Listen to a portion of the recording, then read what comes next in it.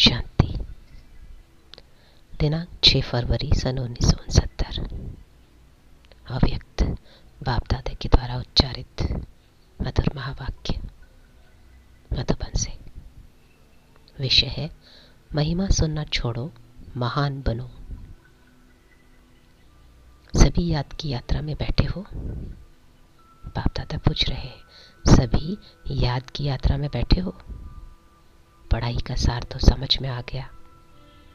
उस सार को जीवन में ला करके दुनिया को वह राज सुनाना है।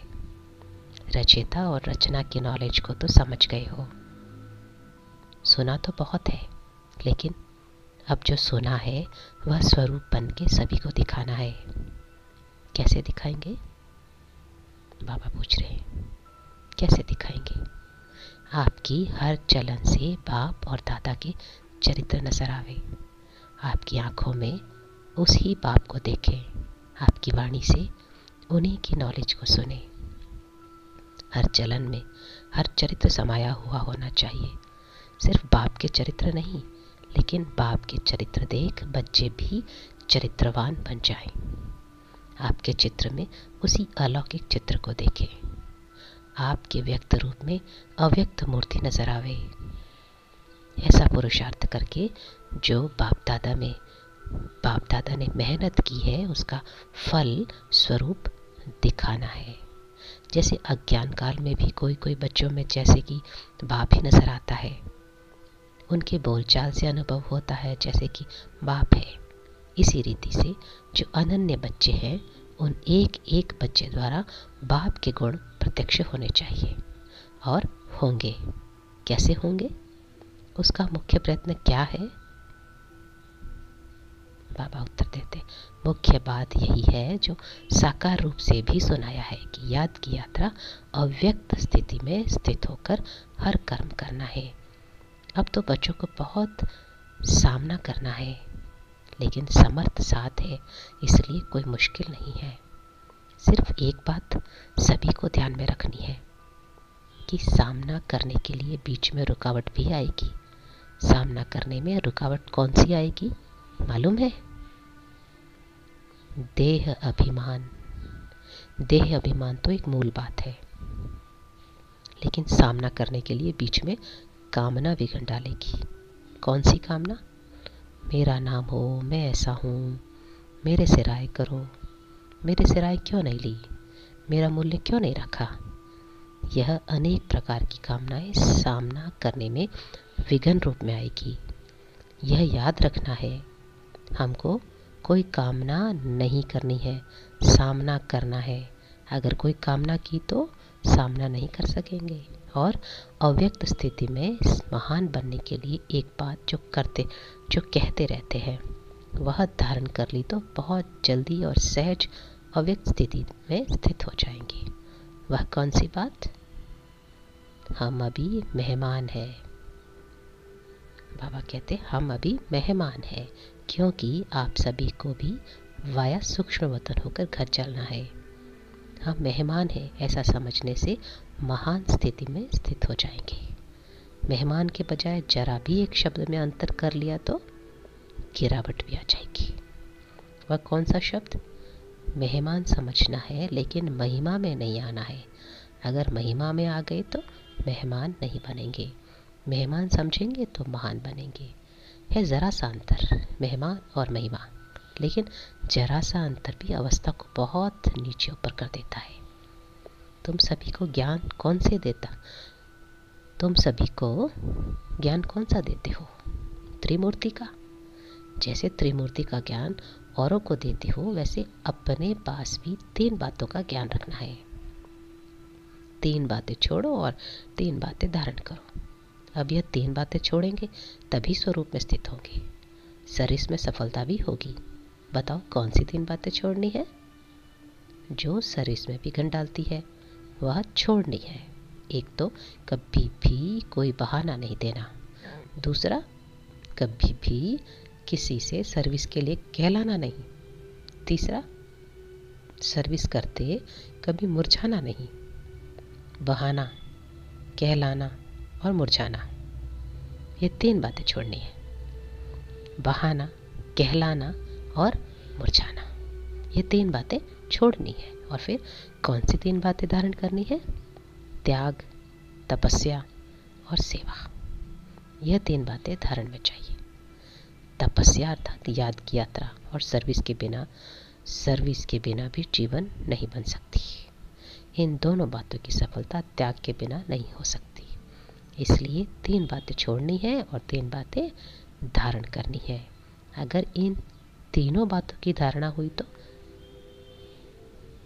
क्या आप बन जाएंगे?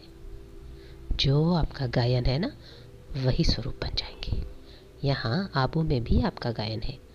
किस रूप में और कौन सा रूप यादगार का है? तपस्या के साथ साथ और कोई भी मुख्य रूप का यादगार है? जिन्होंने देलवाड़ा मंदिर ध्यान से देखा होगा उन्हें याद होगा। जैसे तपस्वी है तो त्रिनेत्री भी है। तपस्या के साथ साथ याद त्रिमूर्ति की है। तो जैसा यादगार है त्रिनेत्री का, ऐसा बनना है। तीसरा नेत्र कौन सा है? ज्ञान का। ज्ञान का तीसरा नेत्र ही यादगार के रूप में दिखाया है। तपस्वी और त्रिनेत्री।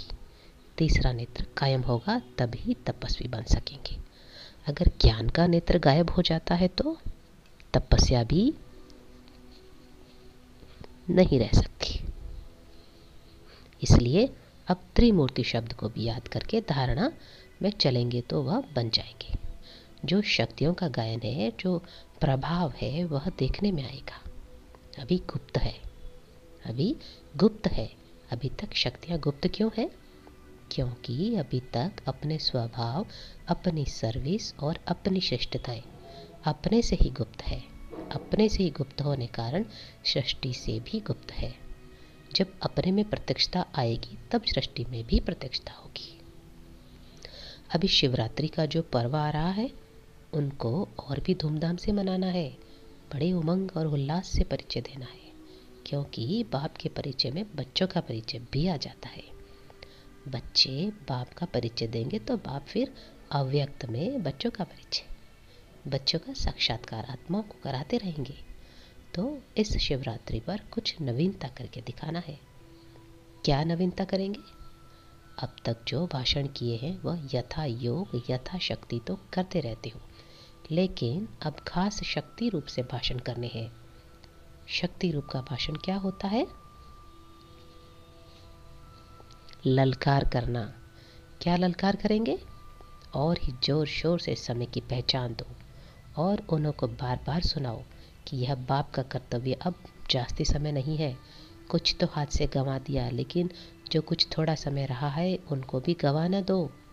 ऐसे फोर्स से समय की पहचान दो। जैसे आजकल साइंस वाले ऐसे ऐसे बॉम्ब्स बना रहे हैं जो अपने स्थान पर बैठे हुए भी जहाँ बम लगाना होगा वहाँ का निशाना दूर बैठे भी कर सकते हैं। तो साइंस की शक्ति से तो श्रेष्ठ साइलेंस है। जैसे वह साइंस के गोले बनाते हैं, वैसे अब शक्तियों को साइलेंस की शक्ति से गोले फेंकने हैं। शुरू शुरू में शक्तियों की ललकार ही चलती थी। अभी शुरू जैसे ललकार नहीं है, अभी विस्तार में पड़ गए हैं। विस्तार में पड़ने से ललकार का रूप गुप्त हो गया है। अभी फिर से बीज रूप अवस्था में स्थित होकर ललकार करो। उस ललकार से कईयों में बीज पड़ सकता है, लेकिन बीज रूप स्थिति में स्थित रहेंगे तो अनेक आत्माओं में समय की पहचान और बाप की पहचान का बीज पड़ेगा। अगर बीज रूप स्थिति में स्थित न रहे, सिर्फ विस्तार में चले गए तो क्या होगा? ज़्यादा विस्तार से भी वैल्यू नहीं रहेगी, व्यर्थ हो जाएगा। इसलिए बीज रूप स्थिति में स्थित हो, बीज रूप की याद में स्थित हो, फिर बीज डालो। फिर देखना यह बीज का फल कितना अच्छा और सहज निकलता है। अभी तक मेहनत जास्ती की है, प्रत्यक्ष फल कम है। अभी मेहनत कम करो, प्रत्यक्ष फल ज़्यादा दिखाओ। स्नेह तो सभी का है ही, लेकिन स्नेह का स्वरूप भी कुछ दिखाना है। यूँ तो सदैव इस स्थिति में रहना चाहिए, लेकिन खास शिवरात्रि तक हर एक बच्चों को ऐसा समझना चाहिए जैसे शुरू में आप बच्चों की भट्टी के प्रोग्राम चलते थे। इसी रीति से हर एक को समझाना चाहिए, हर एक को समझना चाहिए। शिवरात्रि तक हमको याद की यात्रा की भट्टी में ही रहना है, बिल्कुल अव्यक्त स्थिति में स्थित रहने का। अपनी चेकिंग करने का ध्यान रखो। फिर इस अव्यक्त स्थिति का कितना प्रभाव निकलता है मुश्किल नहीं है, बहुत सहज है। कारोबार में आते हुए भी भट्टी चल सकती है। यह तो आंतरिक स्थिति है। आंतरिक स्थिति का प्रभाव जास्ती पड़ता है। सभी अमृत वेले मुलाकात करते हो? अभी तक ऐसा वायुमंडल नहीं पहुंचा है। अब तक मधुबन वालों ने भी स्नेह का सबूत नहीं दिया है। चारों ओर से बहुत कम बच्चे हैं जिन्होंने स्नेह का सबूत दिया है। बाप का बच्चों से कितना स्नेह था, स्नेह का सबूत प्रैक्टिकल में कितना समय दिया, क्या दिया था, याद है? खास अपनी तबीयत को भी न देखकर क्या सबूत दिया था? अपनी शारीरिक स्थिति को न देखते भी कितना समय खास सर्च लाइट देते थे, कितना समय स्नेह का सबूत दिया। आप कहते थे शरीर पर इफेक्ट आता है, लेकिन बाबा ने अपने शरीर को देखा। यह स्नेह का सबूत था। अब बच्चों को भी रिटर्न में स्नेह का सबूत देना है। जो कर्म करके दिखाया वही करना है। अमृत वेले जैसे साकार रूप में करके दिखाया वैसे ही बच्चों को करना चाहिए, नहीं तो अब तक यही रिजल्ट देखी है। इस बात में अपने दिल को खुश कर लेते हैं, उठे और बैठे, लेकिन वह रुहाब शक्ति स्वरूप की स्मृति नहीं रहती। शक्ति रूप के बदले क्या मिक्स हो गया है? सुस्ती। तो सुस्ती मिक्स होने से मुलाकात करते हैं, लेकिन लाइन क्लियर नहीं होती है, इसलिए मुलाकात से जो अनुभव होना चाहिए वह नहीं कर पाते। मिक्सचर है। यहाँ शुरू करेंगे तो मधुबन वासियों को देख सब करेंगे। मधुबन निवासी जो खास नहीं है उनको खास सेक्रीफाइस यानी बलिदान करना है।